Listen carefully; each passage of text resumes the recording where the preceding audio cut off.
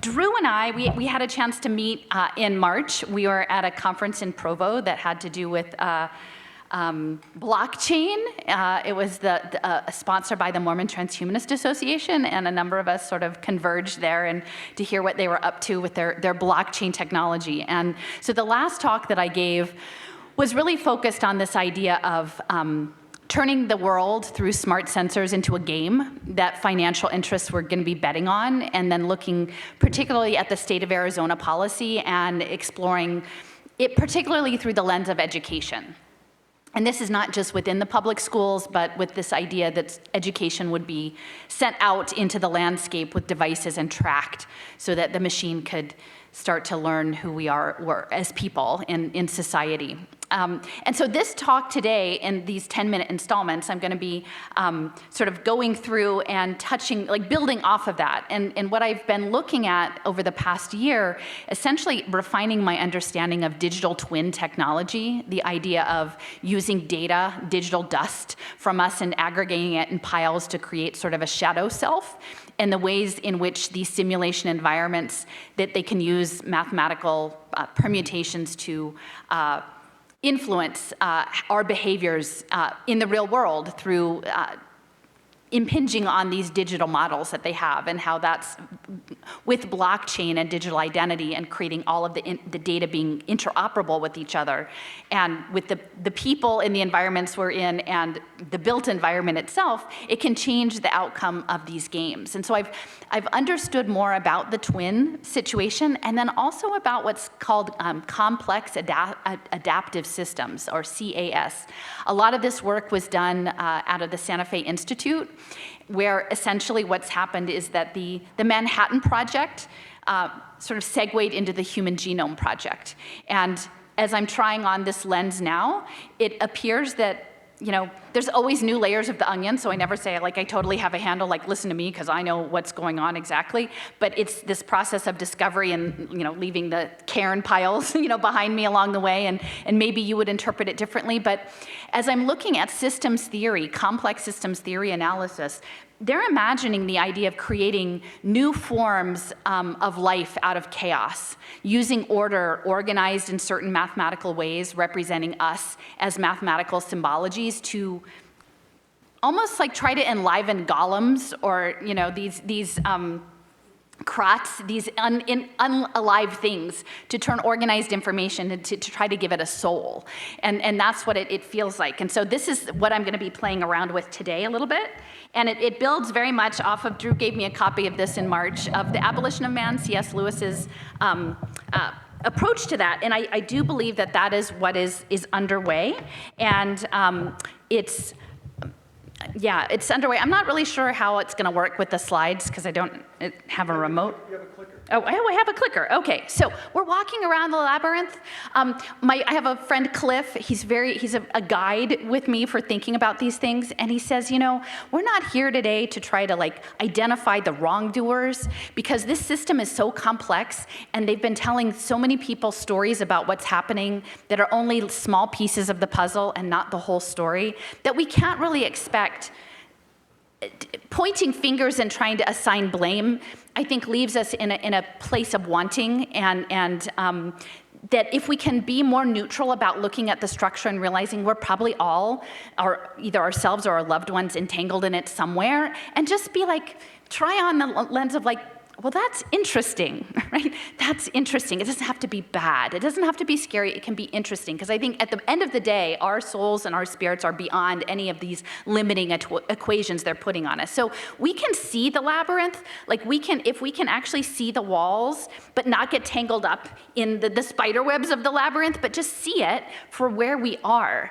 And so what I'm going to talk about more in these follow-up sections is looking at Tucson and its place in the labyrinth, its geography, what it is offering into the story, which I think has a lot to do with consciousness and aerospace, space colonization, the attempt to remanufacture, dematerialize our human bodies and put our consciousness into a computational format for more easily transference into some other places, and that this history actually goes back like 100 years or more.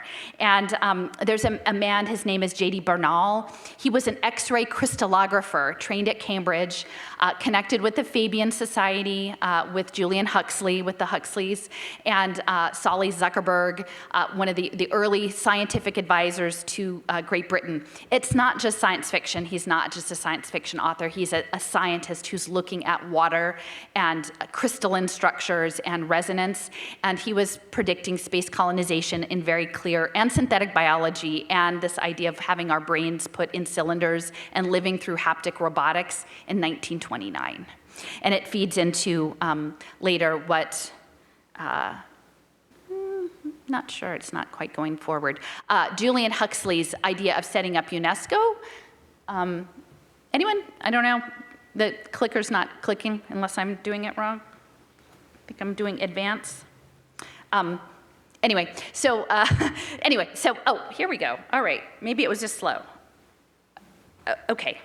I'm going to send these books around because I'm not going to do a read aloud, but the other one is The World Sensorium by Oliver Reiser in 1946. And Huxley in 1946 predicted, he said, man is at the top. He is the sole trustee of evolution, and the goal is as much as possible, as quickly as possible. And they were seeking to cast a spell over humanity to move us into the age of scientism and away from spirit and religion. So I guess okay, yes. So if you're interested, I'll send around a piece of paper. I'm happy to send out the slide deck so you can see this in more detail. But that is Huxley speaking about UNESCO and the imperative of evolution. And there's the labyrinth that we're not going to get stuck in. And this is this idea of eusociality and sociobiology. So I'm just going to leave this section with this idea.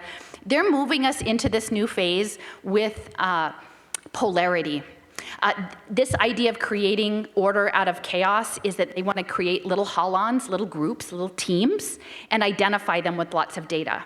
And so we are living now, I believe, in a largely digital simulation in the social media to create polarizing situations, to drop it in the thing, and then to flash polarized people on either side on many different issues. And each time that happens, they tag it for the next round of the simulation.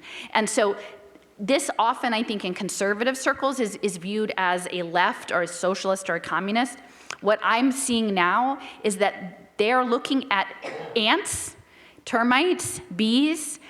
It is a eusociality, social biology, and in the creation of new collective consciousnesses of aiming that towards some sort of other way of collective being in another dimension, whether that is space or something else. And so if we can, the most rebellious act in this would be to go, oh, stay out of the labyrinth, that's interesting, hold some space, go, oh, I see what you're doing there, I see what the intended result might be in terms of dividing myself from my neighbor, and I'm gonna think about that, and I'm maybe not gonna take the bait, and I'm gonna look for bridges, and to try to convey this story that there may be something else going on in the background that's benefiting from this polarity, and it's this idea of moving us into these colonized behaviors.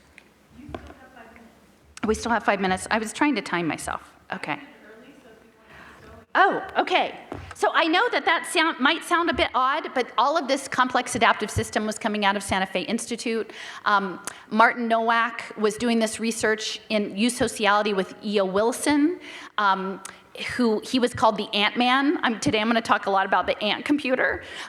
Nowak's work at Harvard was largely funded by Jeffrey Epstein, so I think this idea of like him wanting to be a certain baby daddy and like using scientific donations to cover over his bad misdeeds is actually perhaps an incomplete story that he's actually funding, like whatever that means, his brand, his identity, he was fronting for this money into the systems engineering. And that this is actually based out of eugenics. And when I go to look in the labyrinth of what's happening in Tucson, this idea of synthetic biology comes out of a eugenics past, and it has ties to Arizona. Incidentally, these folks ended up in Pasadena with something called the Human Betterment Foundation.